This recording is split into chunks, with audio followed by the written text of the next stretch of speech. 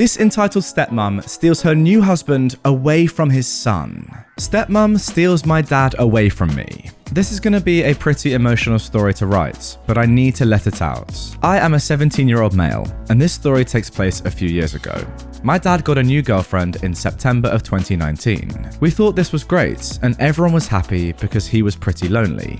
When we met her, she was great. She was funny, liked messing around, and was just a nice person. On Thanksgiving of that year is when the first odd thing happened. She talked about how she just left her last husband because she didn't like him anymore. She fully left the States and didn't even divorce until she was forced to. On Christmas, we were all playing around with our presents as kids do, and she all of a sudden starts yelling at her kids for playing with our stuff, which was permitted to use, and started pulling them by the ear. This caught everyone off guard, and my mum told my dad that he might want to be careful with her. Then February came around and it was a normal weekend. Me, being the annoying big brother I am, decides to steal a Skittle from my sister. I know this was a pretty rude thing to do, but I was joking around and I gave it right back. But my dad's new girlfriend starts yelling at me for how rude it was and how I should be nicer to her.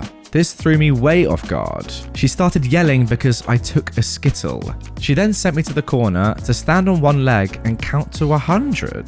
This is extremely odd because no one else in our entire family gives physical punishments. Meanwhile, my dad is just standing there and my sister is trying to explain that it was fine. Later that night, I threw up, and for a very, very long time. I thought I was just sick. It turns out that it was a reaction to a trauma I had when I was a baby, where my bio parents starved me and my brothers and got us in trouble for eating. That's a story for another time. When I was being told about this, I also learned that since I was adopted, another story, my parents agreed that I would never receive punishment for food ever. This is why I threw up. My brain remembered the trauma and reacted to it. What made me mad is that my dad just stood there when he knew about this. After that event, we weren't told this at the time, but we didn't see them for a very long time. The story above was part of why. In August of 2021, we started to receive counselling, and in September, we started seeing our dad again. He promised he had changed, and that his now wife, our stepmom, was to not give punishment to me or my sister in any way. We started rebuilding our relationship,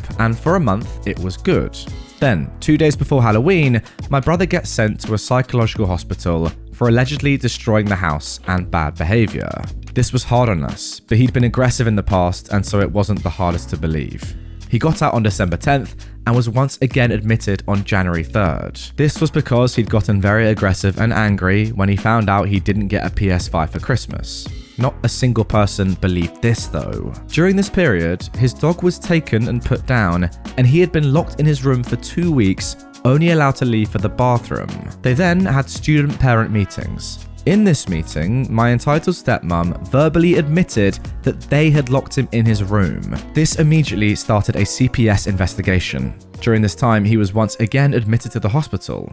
This time, it was because, and I quote, "punching my kids, threatening to kill everyone in the family, hit me, and attacking our neighbor's dog." By this point, everyone knew my stepmom was crazy, and we tried talking to my dad about it. His parents, his brother, his sister, us kids, my mum, everyone told him that he was being manipulated and she was crazy. He didn't believe any of it. While my brother was in the hospital, he told the doctors about everything that he'd really been through. When he was released, he said that he'd rather be in the hospital than go home with our stepmom and my dad. This is when he apparently started hitting the car and yelling at our stepmom. She would grab her boys by the ear and make them throw away their stuff if they got in trouble. My sister and mum were told every weekend that she needed better clothes and that my mum was mentally abusing us. Weirdly, I was treated amazingly and nice, and I was never talked about badly. We were also gaslit all the time. When they went to court for the investigation, she claimed that I threw a plate at my sister, and then every other accusation I've said above. In April, my dad ripped up and burned my brother's adoption paper. My mum had a copy, thankfully, and told him he wasn't allowed in the house anymore. He stayed at our house for a little, and then we had a court hearing that gave him the right to live with my aunt. He got counselling and we started seeing each other again. My dad was told by the state and the trauma therapist that he was not allowed any of our information or to see us ever unless he agreed to get counselling, have our stepmom out of his life, and if we also agree. She got rid of my older sister, then worked on getting rid of my brother, starting with his dog. She then moved on to my other sister, and then she got caught. and they now live in Minnesota.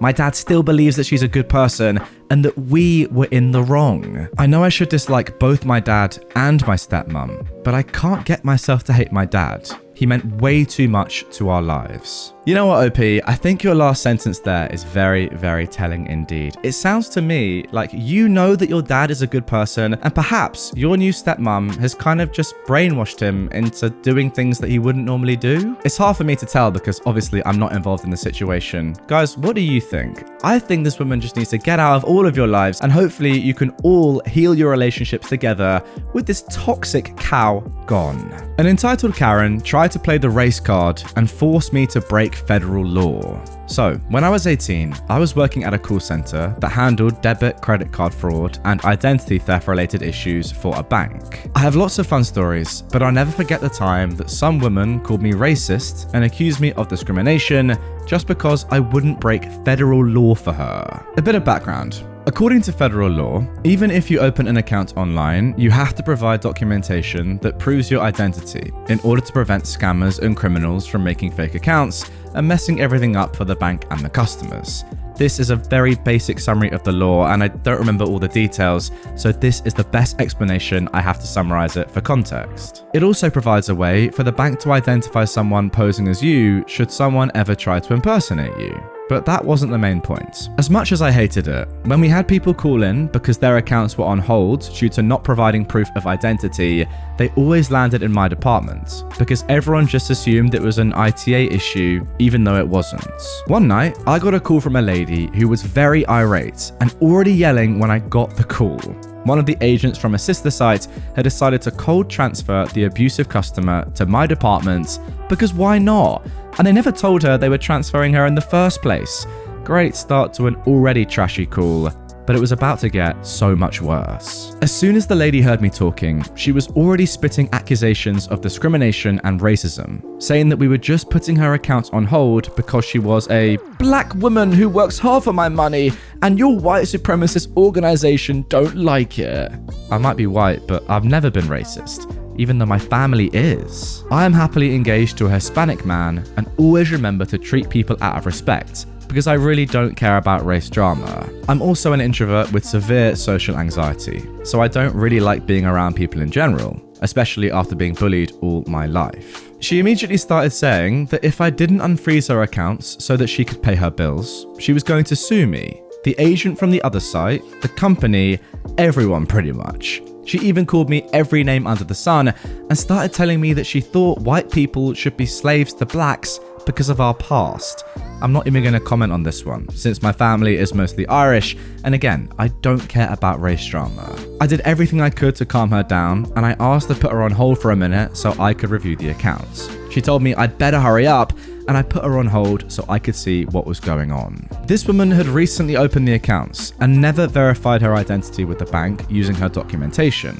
Again, it's federal law, and even if I did have the ability to unfreeze the accounts, I could have been fined hundreds of thousands of dollars and face potential jail time. Now, say what you will about white people, but facing jail and fines that I could never afford was nowhere near worth proving I wasn't racist and had nothing to do with the issue in the first place. So when I got back on the phone, I started explaining the issue to the woman, and I even tried to help by asking if she'd sent in her documentation as requested by the bank. She actually calmed down a little and answered the follow-up questions I had in order to help her understand the situation a bit better, and I was able to locate the documentation she'd sent in. Here's the kicker.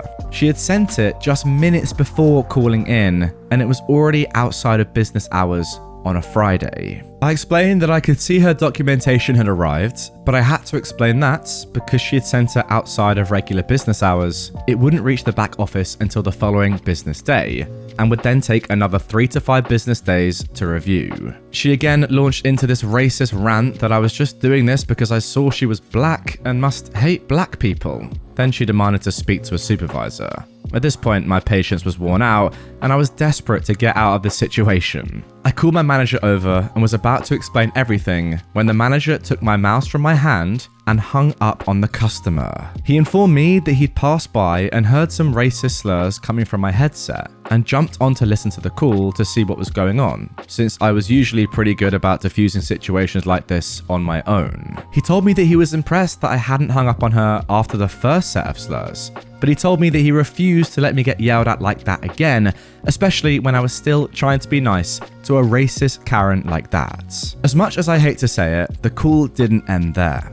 Karen got a hold of an agent from the sister location and actually got them to unfreeze the accounts. On top of that, she got the agent to file a report against me, and the agent even stated that I was the one who unfroze the accounts. Bottom line, corporate was out for blood, and because of that agent, they were then out for mine. My manager managed to convince them that I was innocent by playing the call back for the higher managers in the office, and I didn't find out until a few days later when corporate wanted to verify some information with me.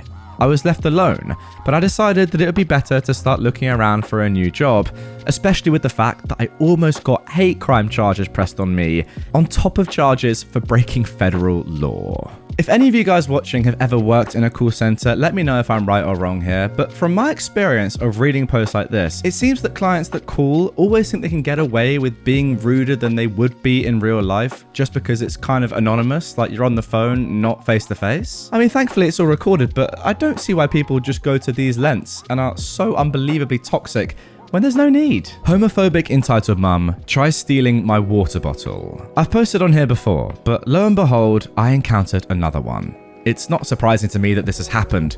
I live in a red state, and the part of my town that I live in is overwhelmingly upper middle class conservatives. The kind of people who had Trump 2020 signs in their yard in March of 2021. You get the type. Now, I'm a fairly active person. I'm at the gym regularly, and I've never encountered anything like this. I'm also openly queer, and the water bottle that I bring to the gym shows that. It has several stickers on it, most of them bought off of Etsy or things that people have given me over the years. Most importantly for this story, I have a sticker that says trans rights on it that I bought when I came out a year and a half ago.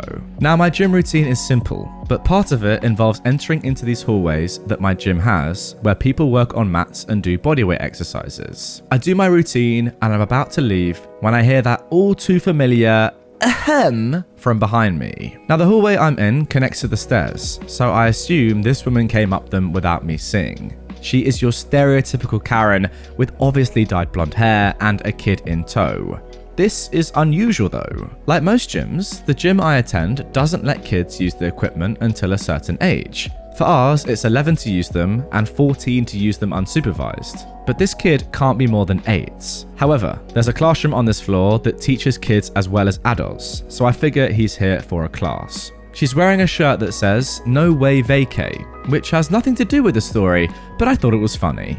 I'm mostly confused as to why she's talking to me, to be honest. I turn to look at her, and the following conversation ensues. "Can I help you? This is a family place, and I think you should keep that at home." "What?" She rolls her eyes. "Don't play dumb. That," she points at my water bottle, "it's unacceptable." "What?" It's worth noting at this point that although I am publicly out and use they them pronouns everywhere I go, I still present really feminine. In most cases, unless I introduce myself with my pronouns, people just assume I'm a really enthusiastic ally. There are many reasons for this, but most of them stem from my own insecurities about my physical appearance, so I won't get into them here. "You're not even old enough to know if you're gay or not. Talk to me when you're an adult." And with that, she leaves. I thought that was the end of it, and I would leave with a funny story to tell my parents when I got home, but I was so very wrong. Also, worth noting before I get into the juicy part is that my 18th birthday is in less than 2 weeks. I'm almost legally an adult, so I definitely class myself as old enough to know. I'm pretty young, but I'm not like a preteen still figuring my sexuality and gender out. I'm sure about it. Anyways, after she leaves, I leave my stuff behind to go grab a wipe to clean my mat so I can put it back. Given the title of the post, I'm sure you see where this is going. I get back to my mat and my water bottle is gone. I panic, obviously. Homophobia or transphobia I can deal with. It says more about them than it says about me. But I've got pretty severe anxiety, and having any of my stuff touched, moved, taken, or basically changed in any way is a huge no-no for me. I put up my mat, grab the rest of my stuff, and head to find a staff member. I walk back into the weight room and I spot her immediately, and she's holding my water bottle. She's standing next to her husband, who is yelling something at the worker that sounds along the lines of, "My son should be able to use the machines. Age restrictions for safety reasons be danged. Don't you know who I am?" Yada yada. I walk over and tap Karen on the shoulder. She spins around and looks very smug to see me. "Give me my water bottle back. It's my property. You shouldn't have these things around my children. We're a Christian family and God said..." My mum is a priest mom. I know a fair bit about what God says, and I don't think he would approve of stealing. "And what does she say about these things you've plastered on your belongings?" "She bought me some of them. I need you to give me my water bottle back." By now, the staff member that Ken was yelling at has noticed me. "What's the problem here, ladies? She stole my water bottle, and I want it back. It's mine." Now, most of the gym staff have a vague idea of who I am. They don't know me by name or anything, but me, my dad, and his parents are all regulars at this gym. They do, however, still treat me as female. What you gonna do? I'm leaving for college in 2 months, so meh. "Mom, you'll need to give her back her things," the staff member said. Karen looks fuming, but she doesn't actually object. She shoves the water bottle at me and walks off, leaving her husband and son to trail after her. I'm pretty visibly shaken. I hate confrontation, and I hate people taking my stuff even more. The worker gives me a brief, "Are you okay?" and I say that I'm fine, just shaken. He nods and walks off to do his job. I leave the gym pretty much too shaken to finish my workout and tell my parents about it when I get home. Okay, now I just need to give some context here. I've got nothing against religion, but it does always amuse me when people use their religious beliefs to enable them to do stuff like this, which is just illegal. For example, stealing. Like, nowhere in the Bible has anyone ever said that stealing is allowed, have they? I mean, I've not read it all cover to cover. If you have, let me know. But I'm pretty sure that no one's ever said that. But no, because this water bottle has a positive trans message on it, now you're allowed to steal it. Make it make sense. Sad lady gets mad at fast food employees for one of them laughing. This just barely happened, and honestly, I cannot believe it. For those of you who don't know, I work at a fast food establishment that specializes in steak burgers and frozen custard. I'm working the drive-thru window along with my co-worker, Isabel. Fake name and on headsets. Now for context, my place of work believes that the employees should have some fun, so we tease each other and joke around. Anyway, Isabel was in the back joking around with another co-worker when a car comes through wanting to order some custard. When Isabel answers the headset, she's still laughing a bit. The people order and come around to the window.